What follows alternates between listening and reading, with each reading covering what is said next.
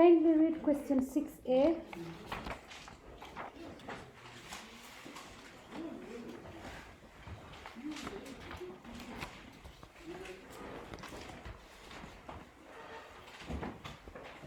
Celestine. The tradition of African understanding of spirit. Yes. So the last chapter in Form 1, you're supposed to reread it because there was a lot of guesswork here. A lot of misunderstanding of the word spirit. And it shows that you had not revised on this area. I also saw the challenge of spelling mistakes. For example, instead, I don't know, roaming around the world. You were saying spirits are roaming around the world, and then you're writing roaming as R-O-M. So I did not understand. You're supposed to improve in your spellings by reading storybooks, and you be keen when you're writing. You ensure that. That's why we write notes, so that you can be able. That's why I discouraged you from writing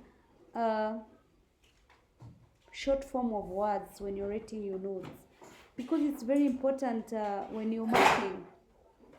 You might be told by mostly it's teachers who I think would tell you after I say that I'm going to mark your papers, putting forth as in being keen on your spellings, because if you have a spelling mistake, I don't mark it. I mark it is wrong so that you can be able to improve. But now, in the kcse, it won't be treated like that. They don't check the spellings. But I wonder if that examiner, the kcse examiner, will be able to understand what you're writing. Because if I cannot understand what you're writing sometimes, will that examiner be able to write? And is this other person who's telling you to do this and this and this? And I'm basically, if I'm doing something in your exam, it's because I want you to improve before the exam. It's not because I'm trying to be punitive. But anyway, that's my feeling. Traditional African understanding of spirits is that spirits are invisible. When we say the invisible, we mean that they do not have a physical form. So you cannot be able to see them. The invisible. Spirits are more powerful than human beings. Because remember, spirits they are second in the hierarchy. Is this second or third? Second in the hierarchy. They are believed to be residing in caves, rivers, trees, rocks. So if you mention any of the four I was giving you, so they are residing in caves or either rivers or trees or rocks.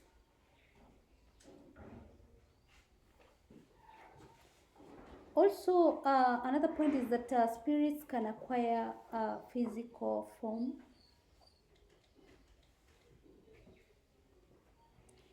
Or you could say that spirits appear to human beings in form of birds or animals. So they can acquire a physical form and appear to human beings. And that's why we're saying that they appear in human beings in form of birds and animals. So another point is that spirits are able to, or they have the ability to enter human beings.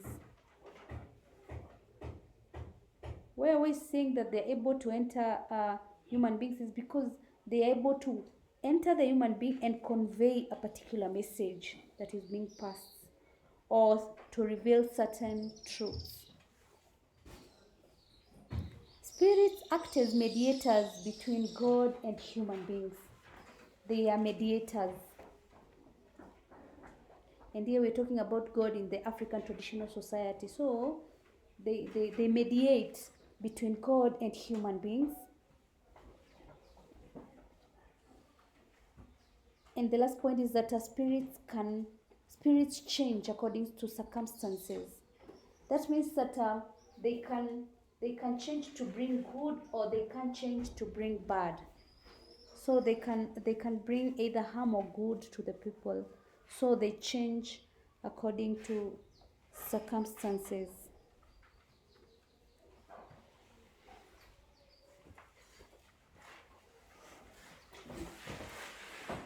Question 6b.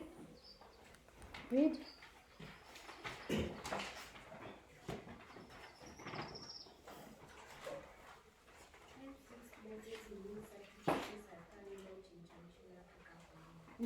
So places in which sacrifices are carried out in traditional African communities. So sacrifices was the important word there. And in the traditional, because there's someone who wrote churches. And I think that person is not keen when they're writing their answers. So under trees or in forests, that is the first point. So sacrifices were carried out in under trees or in forests, in caves.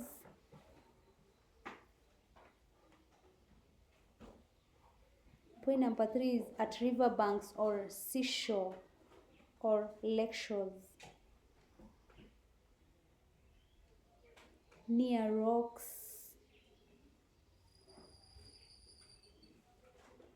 on mountains, or you can say on hilltops, at waterfalls,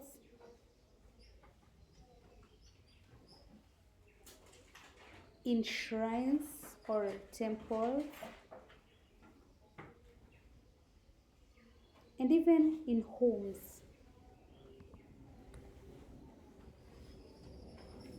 Question 6c. Celestine, read. Explain the activity carried out in traditional African community to ensure a newly born baby is safe. Yes, activities that were carried out in traditional African communities to ensure a newly born baby is safe. Number 1 is the baby is born in a secure and clean place. That is mostly in the parent's house. So, born in a secure place, or you can say in a clean place.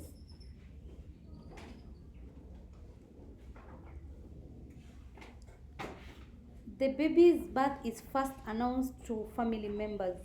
And I want to put forth that when you're talking about traditional African communities, talk about like it's now, is. Don't say was, because it's still going on.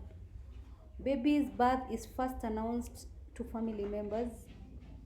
The placenta, or you can say the umbilical cord, is disposed in a secret place.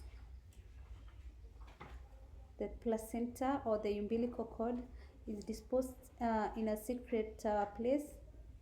For example, in uncultivated field or banana plantation.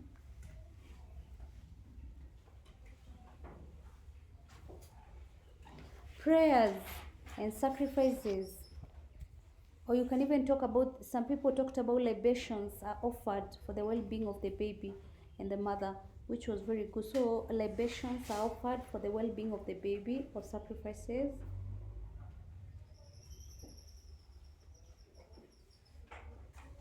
The umbilical cord is cut to separate the baby from the mother.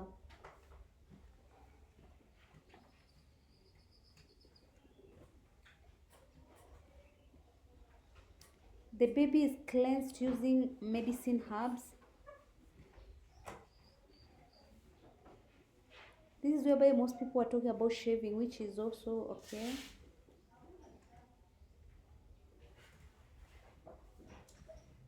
The baby and the mother stayed in seclusion for a number of days. So they stayed in seclusion.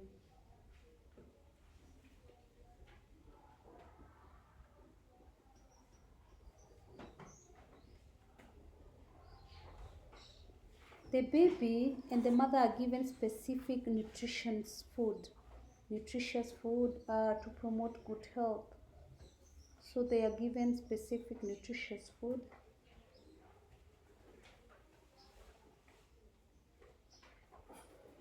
Also, the mother takes medicinal herbs. And these medicinal herbs are to ensure good health of both. The baby is also delivered by an expert.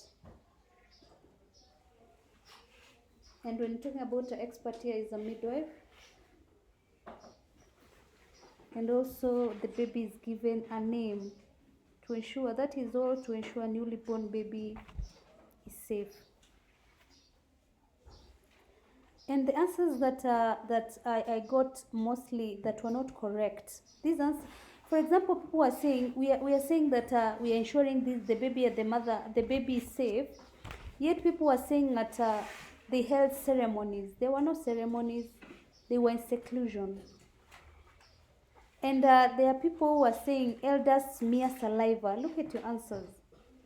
I don't know where you got that one from. I do not understand. It was a little bit funny.